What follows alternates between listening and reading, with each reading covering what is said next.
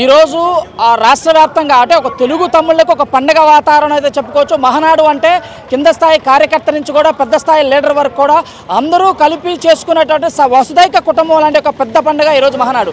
అలాంటి మహానాడు చరిత్రలో కనీవిని ఎరుగని రీతిలో ఈరోజు కడప అంటే జగన్మోహన్ రెడ్డి ఇలాకాలో ఈరోజు ఏదైతే ఈ మహానాడు నిర్వహించడం ఒక చారిత్రకంగా చెప్పుకోవచ్చు. అదేవిధంగా ఈరోజు ఇక్కడ నిర్వహించేటువంటి మహానాడికి రాష్ట్ర వ్యాప్తంగా నాయకులతో పాటు కార్యకర్తలు పెద్ద ఎత్తున వచ్చారు. ఈరోజు కొన్ని తీర్మానాలు అయితే చేయనున్నట్లు తెలుస్తుంది. దాంతోపాటు ఒక అధ్యక్షుడు ఎన్నిక కూడా ఈరోజు ఉండబోతున్నట్లు మనకు ప్రధానంగా తెలుస్తుంది. ఈరోజు ఈ యొక్క కార్యక్రమానికి రాష్ట్ర నలుమూలల నుంచి నాయకులు అయితే వచ్చారు. ఆ నాయకులను అడిగి తెలుసుకున్న ప్రయత్నం చేద్దాం. ముందుగా మనతో ఏదైతే కడప జిల్లాకు సంబంధించినటువంటి ప్రొద్దుటూరుకు సంబంధించినటువంటి యువ నాయకులు అయితే మనతో ఉన్నారు. వాళ్ళని అడిగి తెలుసుకునే ప్రయత్నం చేద్దాం. ఒక్కసారి అన్న చెప్పండి, ఈరోజు ఇక మహానాడు ఏర్పాట్లు ఎలా ఉన్నాయి? మహానాడు ద్వారా ఏం తీర్మానం చేయబోతున్నారు? మహానాడులో సార్ అనేక సంక్షేమ కార్యక్రమాలు. యాక్చువల్గా మేము అనంతపురం జిల్లా నుంచి వచ్చాము, తెలుగుత సీనియర్ నాయకులు. నా పేరు కమలకొండ సంతోష్ కుమార్. మహానాడులో అంటే సార్ అందరూ బాగుండాలి, అందులో మనం ఉండాలి అని శ్వాస ధ్యాస ఆంధ్రప్రదేశ్ రాష్ట్రం కోసం పనిచేస్తూ శ్రీ నారా చంద్రబాబు నాయుడు గారు ఒక అద్భుతమైన ఆలోచనలతో ఈ మహానాడు కార్యక్రమం నందమూరి తారక రామారావు పెడితే కొనసాగింపుగా శ్రీ నారా చంద్రబాబు నాయుడు గారు వ్యయప్రయాసాలకు ఓర్చి నాయకులతో పాటు అదేవిధంగా శ్రీ నారా లోకేష్ బాబు గారు అద్భుతంగా, దామచర్ల సత్య అయితేనేమి, జిల్లా ఇన్ఛార్జ్ మంత్రివర్యులు సవితమ్మ గారు, ప్రతి ఒక్కరూ కడప రెడ్డెంబ గారి మాధవిరెడ్డి గారు, అదేవిధంగా అనంతపురం జిల్లా నుంచి మా పరిటాల సునీతమ్మ గారి ఆధ్వర్యంలో చాలామంది యువత వచ్చాము. అదేవిధంగా సార్ ఒకటి చెప్పాలి తెలుసుకుంటే, రోడ్డుకి వెళ్తుంటాము, మధ్యలో స్పీడ్ బ్రేకర్లు ఉంటాయి కానీ స్పీడ్ బ్రేకర్ లైట్లు ఉండవు. ఇట్లా ప్రతిదీ ప్రజా సంక్షేమం కోసం, అది ఏదైనా సరే నష్టం లాభాలు ఏమొస్తాయి, నష్టాలు ఏముంది, రైతులకు ఏం చేయాలి, అదేవిధంగా రోడ్డు వ్యవస్థ ద్వారా రైతులకి పంట పొలాలు పండ్లు అమ్ముకోవడానికి, రైతు ధాన్యం అమ్ముకోవడానికి ఒక అద్భుతమైన ఆలోచనతో శ్రీ నారా చంద్రబాబు నాయుడు గారు ఆంధ్రప్రదేశ్ని రాబోయే భవిష్యత్ కాలంలో మా కోరిక ఏమిటంటే సార్, శ్రీ నారా చంద్రబాబు నాయుడు గారిని ఒక 6 నెలలన్నా ప్రధానమంత్రిగా చూడాలని మా కోరిక ఉంది.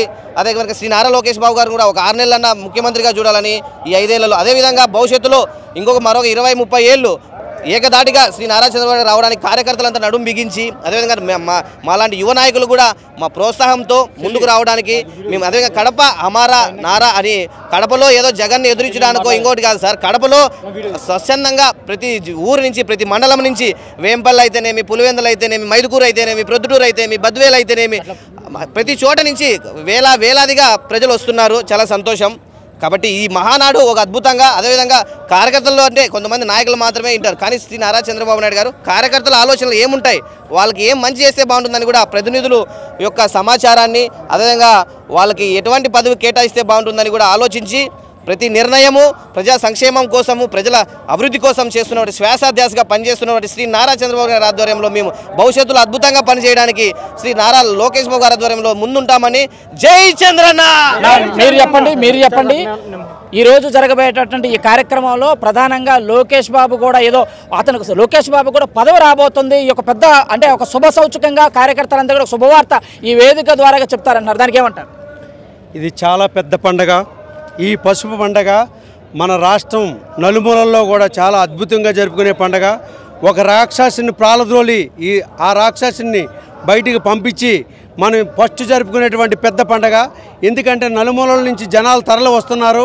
ఎందుకంటే మన అధ్యక్షుడు నారా చంద్రబాబు నాయుడు గారి పిలుపు మేరకు ఈ కడప రావడం జరిగింది. కడపలో ముఖ్యంగా ఈ పసుపు పండుగ పెట్టడానికి కారణం అంటే, ఈ మహానాడు పెట్టడానికి కారణం ఏంటంటే, ఇక్కడ కూడా చాలామంది జనాలకు కూడా ఇక్కడ కూడా చైతన్యవంతం చేయాలనేటువంటి విషయంతోనే ఇక్కడ ఈ యొక్క మహానాడు కార్యక్రమం పెట్టడం.